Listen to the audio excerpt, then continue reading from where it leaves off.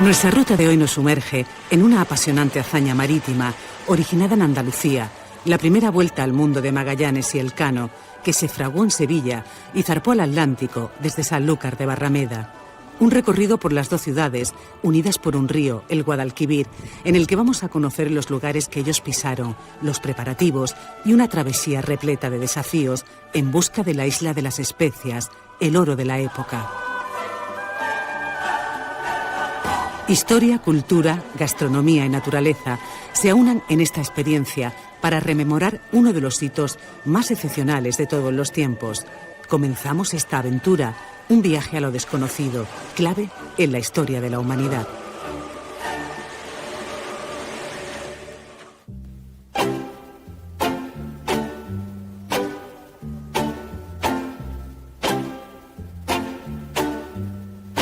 Permítanme que me presente. Soy don Fernando de Magallanes. He bajado a este magnífico puerto de Sevilla a buscar marineros. ¿Algún voluntario habrá?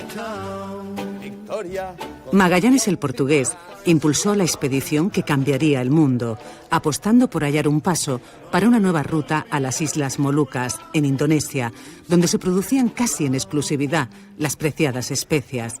En esta aventura hubo durante la travesía otro protagonista fundamental. Yo mismo, Juan Sebastián Elcano, de Guetaria. El maestre vasco culminó la primera vuelta al mundo 3 años más tarde, al mando de la nao Victoria, la única nave que regresó de las 5 que partieron desde esta dársena del río. Esto es el antiguo Arenal, ¿no? Que es la antigua zona portuaria de lo que es Sevilla. Es en esta zona donde las grandes flotas de India van a hacer el desembarco de mercancías, ese punto bullicioso de la ciudad en torno al siglo XVI-XVII. El centro de interpretación, lo que hemos pretendido con él, es la nao Victoria, la que va a ir contando lo que es la primera vuelta al mundo desde su punto de vista, desde su nacimiento en los bosques del norte hasta que llegue a Sevilla. No queremos olvidar a la tripulación, estará compuesta por hasta 10 nacionalidades. Desde aquí emprendemos una ruta urbana por los sitios asociados a los 2 años de intensos preparativos previos a la partida de la expedición. El primer enclave es Patrimonio de la Humanidad, el conjunto monumental formado por la Catedral, los Reales Alcázares y el Archivo de Indias. Lo que hoy es el epicentro turístico de Sevilla, en 1517 era el foco espiritual, político y económico de una urbe mestiza y poderosa.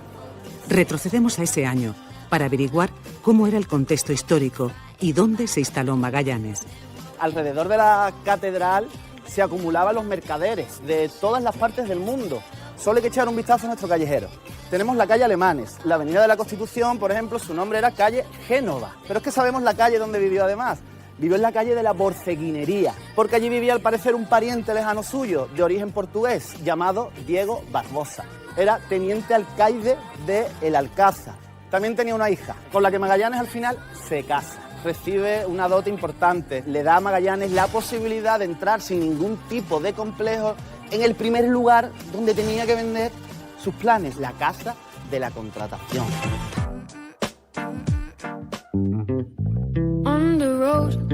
En la antigüedad, la Casa de la Contratación tenía acceso por este arco y se situaba en esta plaza, dentro del recinto del Alcázar.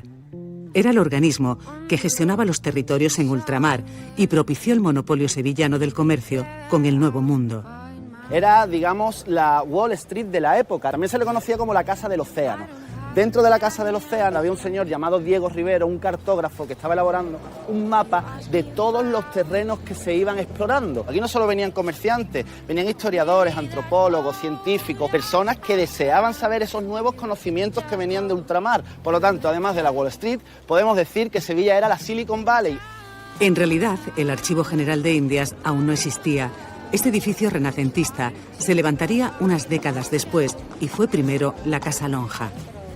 Estamos al lado de la Catedral de Sevilla, concretamente de la Capilla de la Virgen de la Antigua. Era la principal protectora de los marineros. Cuando se construye este edificio se hace por un conflicto que hay entre los mercaderes y el cabildo de la catedral, ya que los mercaderes cogieron por costumbre entrar dentro de la catedral para cerrar sus tratos cuando el tiempo no acompañaba. Por eso se delimitan tanto la catedral como la lonja de los mercaderes con estas columnas y cadenas que estamos viendo. Si las traspasamos estamos en justicia eclesiástica, si estamos fuera estamos acogidos a la justicia civil.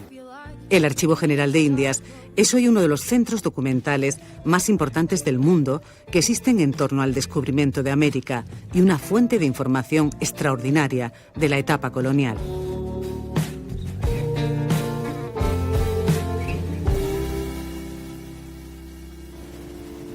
De manera temporal, acoge una de las mayores exposiciones sobre la increíble proeza de la Armada de la Especiería. En ella se repasan los pormenores de la empresa financiada por la Corona de Castilla. Por esas fechas, España y Portugal se repartían las zonas de navegación de acuerdo al Tratado de Tordesillas, un documento extraordinario que podemos ver en nuestra visita. El objetivo, según las capitulaciones, abrir la ruta alternativa hasta el oro de Asia, evitando los dominios portugueses. Nos fijamos en los nombres de los valientes marineros, los gastos en víveres o instrumentos de un viaje que se preveía más corto. Estuvo marcado desde el principio por la desconfianza y los enfrentamientos. Se complicó una vez superado el Atlántico, a partir del litoral brasileño y más aún en la Patagonia. La escuadra consiguió, no obstante, su primer gran hito, alcanzar el ansiado paso, bautizado con posterioridad como Estrecho de Magallanes. Se intenta transmitir al visitante lo complejo que fue explorar tantos lugares nunca conocidos antes, es decir, que nunca antes se habían investigado, nunca antes se habían explorado. Estamos hablando del extremo sur de América, donde las condiciones climatológicas, corrientes de aire, todo era nuevo. Se tuvieron que hacer paradas de casi 6 meses para soportar el frío. La gente moría de sueño, de miedo, de hambre, de enfermedades que eran auténticas plagas. Fueron meses de tensión y de incertidumbre, sin otear tierra. Datos que conocemos gracias al diario del italiano Antonio Pigafetta, el cronista de la expedición. Su relato dejó constancia de cada episodio en alta mar. Llegaron a comer serrín y cuero, porque hasta las ratas se convirtieron en un cotizado manjar. Pese a los escollos, atravesaron por primera vez en la historia el Pacífico en toda su extensión, hasta las Islas Filipinas, donde el artífice del proyecto murió en una batalla. Sorprendido en una emboscada, Magallanes fue muerto sin haber llegado a su destino. De los 5 barcos que zarpan, quedan todavía 3, pero el capitán ya no está. Entonces pegará un giro el guión cuando la expedición cae en manos de Juan Sebastián Elcano. Decide no repetir el camino de ida, que había sido tan complicado, sino continuar en la misma dirección, lo que supondría pasar por aguas portuguesas, pero era una cuestión de pura supervivencia. Se mantiene el rumbo. Y esto fue lo que concluyó con la primera circunnavegación de la Tierra. Evidentemente, la llegada de Cristóbal Colón a esas nuevas tierras supuso un antes y un después para la historia de la humanidad, pero es la primera vez que se toma conciencia de un mundo redondo, conectado, donde los océanos ya son entendidos como caminos, como conexiones, como cosas que no nos separan, sino que nos unen.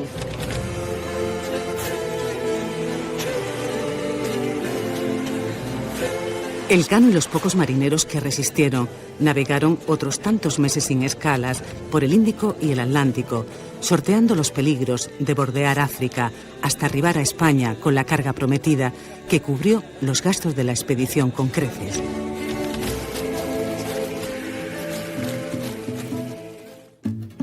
Las codiciadas especias fueron el estímulo de una carrera exploradora sin precedentes. Estos productos de lujo en el pasado son hoy ingredientes imprescindibles en nuestra gastronomía. Recalamos a 10 minutos de paseo en una casa-palacio que forma parte de la oferta de restauración de la ciudad y donde se han investigado ingredientes y hábitos propios del siglo XVI para confeccionar un menú acorde a la aventura. La receta la hemos sacado de libros de la época, por ejemplo de Ruperto de Nola, que está considerado el primer libro en español de cocina. Son platos muy dulces porque entonces se comía una gastronomía muy basada en el azúcar. Aquí tenemos un manjar blanco, que es un guiso hecho con arroz y gallina. Continuamos con un guiso de jibia, que es nuestro choco, que sería una especie de guiso de papas con choco, pero no había papa entonces. ¿Qué hacían? Meterle frutos secos. Se termina con un majado de azafrán, ajo y cilantro y pimienta. En total son 6 platos y un postre. Una espiral que simboliza este viaje con diferentes paradas y cada parada va a ser una de las especias. Además, como curiosidad, le echamos lima, que es un cítrico que evitaba el escorbuto.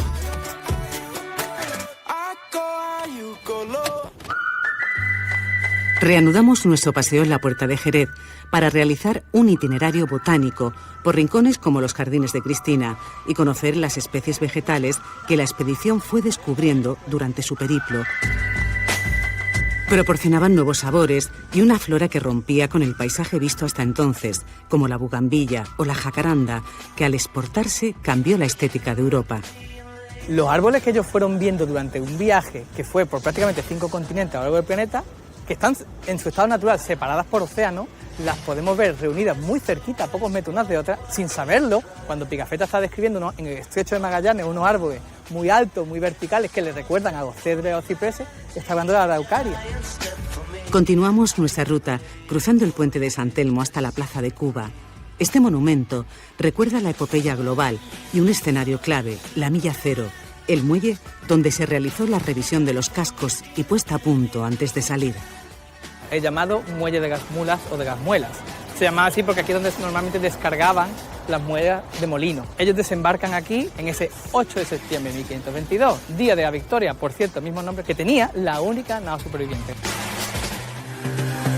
Por la margen derecha del Guadalquivir, en dirección a la isla de la Cartuja, encontramos uno de los numerosos establecimientos volcados en la conmemoración de la Vuelta al Mundo, con vistas a este río que fue testigo y partícipe directo de la gesta. El elemento dominante es ese círculo que tiene el hotel en su interior y en su exterior. Ahora todavía tiene más protagonismo en el interior del diseño de nuestras habitaciones. El círculo de la Vuelta al Mundo. Hemos querido también dotar al hotel como un pequeño museo donde tengan protagonismo esas cartas que Fernando de Magallanes escribió al rey Carlos I para la financiación, digamos, para realizar ese gran viaje.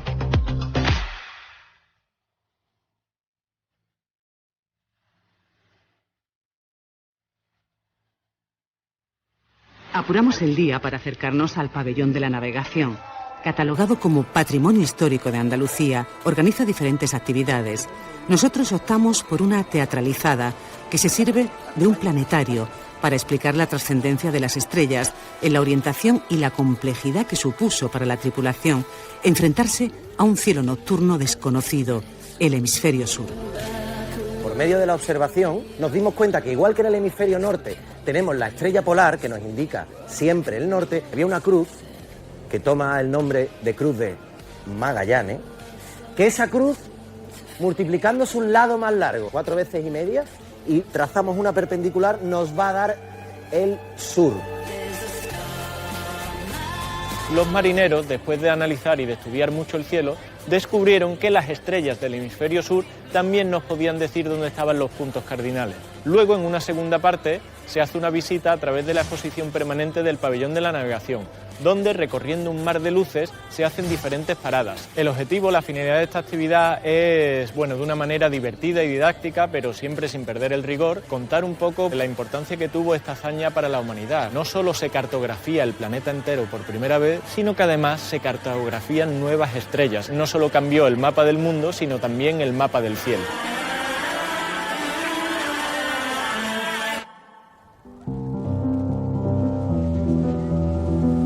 El barrio de Triana es un punto imprescindible de la ciudad, desde el que imaginar cómo, en el siglo XVI, era la vida y el ajetreo alrededor de la Torre del Oro, en la explanada donde se ubicaron los astilleros y que conocemos como las atarazanas. Integradas en el Hospital de la Caridad y la vieja maestranza de artillería, aún subsisten algunas de las 17 naves fabricadas en ladrillo que tuvieron estos astilleros, los más antiguos que se conservan en España.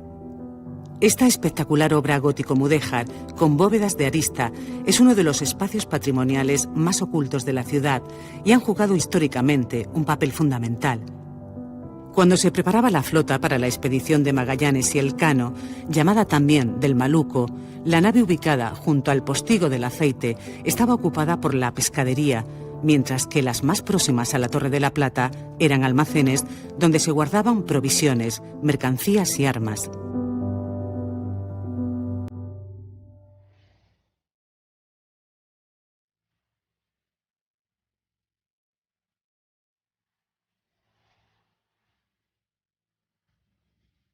A pocos pasos está la Torre del Oro, donde tenemos la oportunidad de ver, gracias a un tour virtual, el bullicio de esta zona en pleno 10 de agosto de 1519. Girándonos 360 grados, visualizamos la Triana del 16. Vemos la Torre del Oro, sin la tercera parte, porque la tercera parte fue añadida posteriormente, ya en el siglo XVIII. Si miráis hacia allá, veis montañas de sal. La sal era uno de los cargamentos, más importantes que se llevaban y se traían en barcos. Pigafetta está tomando nota de los marineros, de las mercancías y demás. ¡Almirante, almirante! ¡Alegrón! Y veremos cómo hay algunos portugueses por aquí intentando estropear todo lo que se estaba montando, porque bien es sabido que Magallanes antes lo intentó con el rey de Portugal, que le dijo que no en varias ocasiones, y cuando el rey de España, Carlos I de España, le dijo que sí, pues intentó sabotear la expedición. Y también veis a una señora. Esa señora es Beatriz Barbosa, que es la mujer de Magallanes, que estaba embarazada y que está aquí despidiéndose de su marido y que de alguna manera su instinto le decía que no lo iba a volver a ver.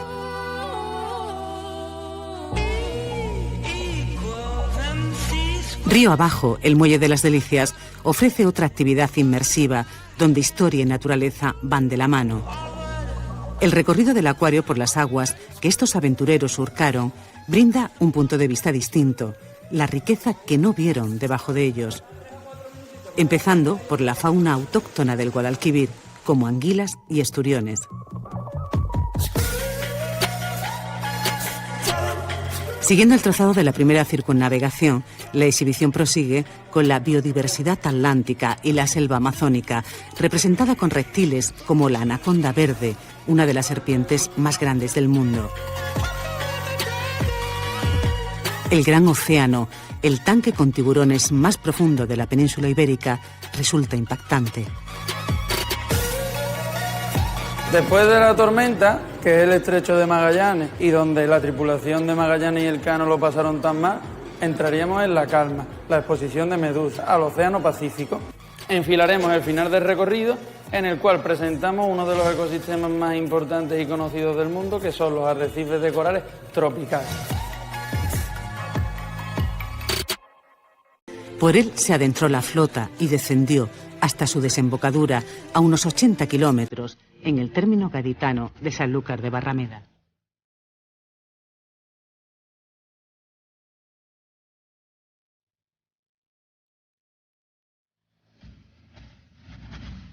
En Sanlúcar de Barrameda, las naves permanecieron durante algo más de un mes y completaron su habituallamiento. La nao Victoria, la única que volvió a este puerto, tiene una magnífica réplica. Se trata de un museo flotante itinerante. Podemos subir a bordo, saber cómo navegaba y de alguna manera ponernos en la piel de la tripulación.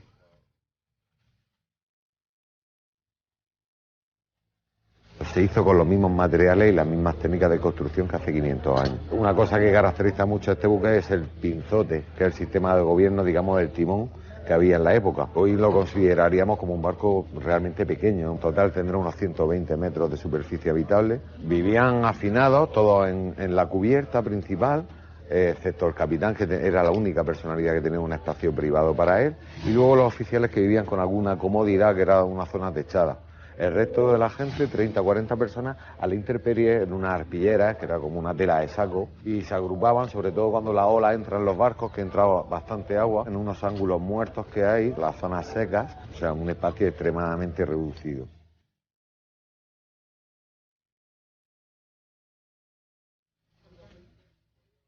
Ver la fondeada en Bajo de Guía es una experiencia emocionante en el mismo lugar donde hace 500 años los capitanes iban y venían atendiendo imprevistos y finiquitando la burocracia, mientras que los barcos terminaban de proveerse en mercados parecidos a este. Las recreaciones históricas que se celebran con motivo del 5º centenario dan una idea de los géneros de los que se abastecieron, como caldos, salazones y productos frescos de la huerta. Sanlúcar, otro de los principales puertos de comercio americano, fue uno de los primeros lugares del Viejo Mundo en el que desembarcaron tomates o patatas, impulsando la agricultura y gastronomía local.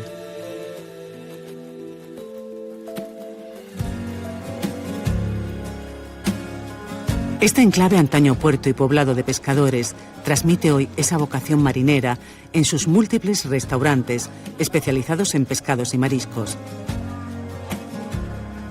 Algunos se iniciaron como tascas que servían el desayuno a los marineros. Son un marco perfecto para una cena con historia. Vamos a hacer un viaje gastronómico y al mismo tiempo ir desgranando algunas de las claves de un viaje cargado de pasión, de peligro y un viaje que ya desde el origen pues podría parecerse más a una película de espionaje, trufada de avatares, un crisol de ansiedades que lo hacen todo especialmente explosivo. Aquí el comensal puede degustar un menú basado en viandas que ya se consumían en aquellos tiempos, reinterpretadas con la mirada culinaria del siglo XXI. Cada plato que utilizamos lleva algo de aquella época. El primero que hemos empezado es una especie de ceviche, ¿vale? Y lo que hacemos es salpimentarlo. Algún pescado, como la corvina, que en aquellos tiempos también la cogían y eran parte de la alimentación de los marineros. Lo maridamos con algo parecido a los vinos que había en aquella época. Los vinos que se embarcaron en la Vuelta al Mundo eran vinos que debían saber resistir el mar. Gruesos, vinos gordos. Era vital contar con elementos líquidos que permitieran garantizar hasta cierto punto la hidratación de quienes viajaran.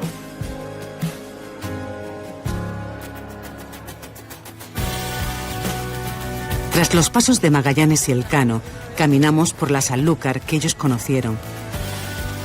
La primera huella la encontramos en el Castillo de Santiago, una de las fortalezas medievales más significativas de la provincia.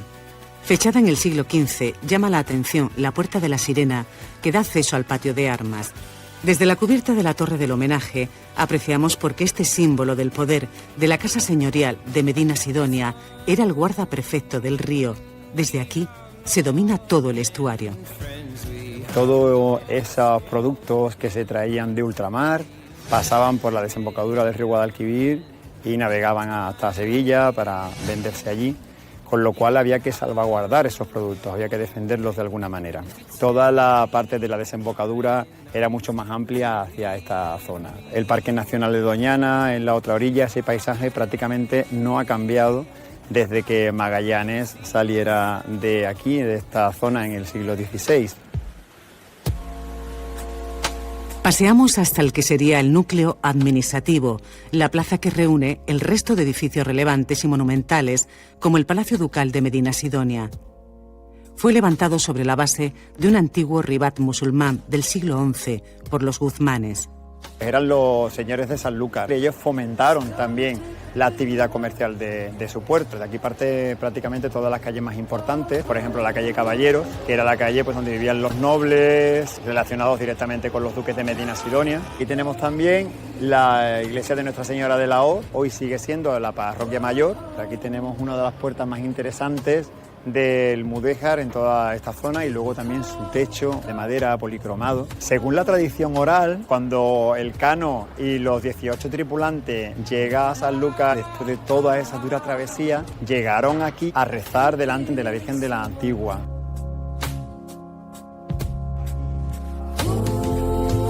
En las inmediaciones, un retablo de piedra en el antiguo convento de los jesuitas retrata la escena del agónico desembarco con unos supervivientes exhaustos.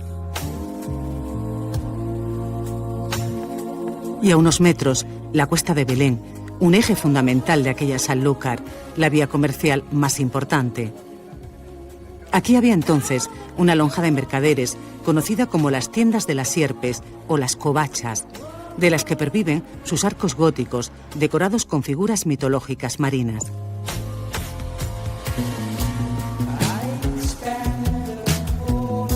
Al hilo del tráfico comercial con las Américas se extendió un tipo de vivienda, la casa de cargadores a Indias, como la que localizamos en la Plaza Quinto Centenario, reconvertida en hotel.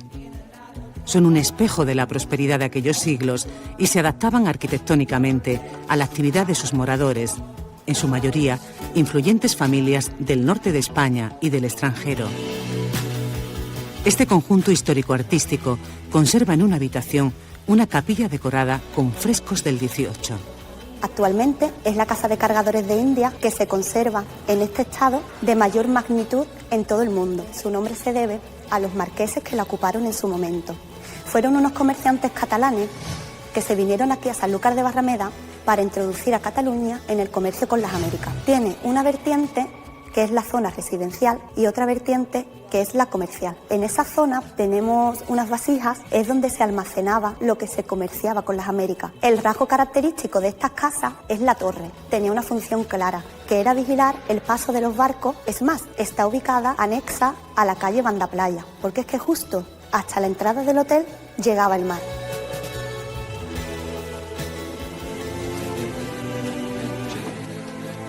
Antes de abandonar el centro, reparamos en unos murales en el lateral de la biblioteca.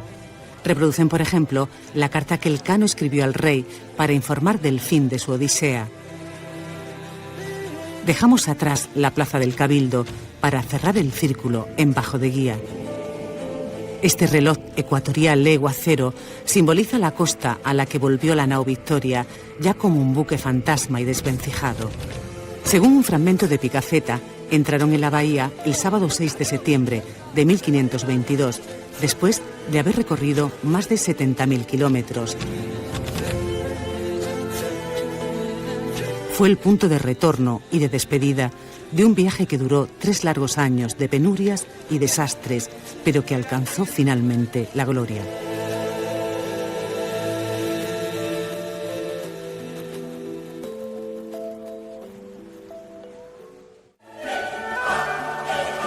Viajar a Sevilla y a Sanlúcar de Barrameda es palpar el origen y destino de la primera vuelta al mundo hace 500 años. 2 destinos en los que podemos seguir los pasos de los protagonistas de la gesta, conocer las huellas de la mayor hazaña marítima en su patrimonio, su historia, su cultura y, cómo no, en unas especias que propiciaron una aventura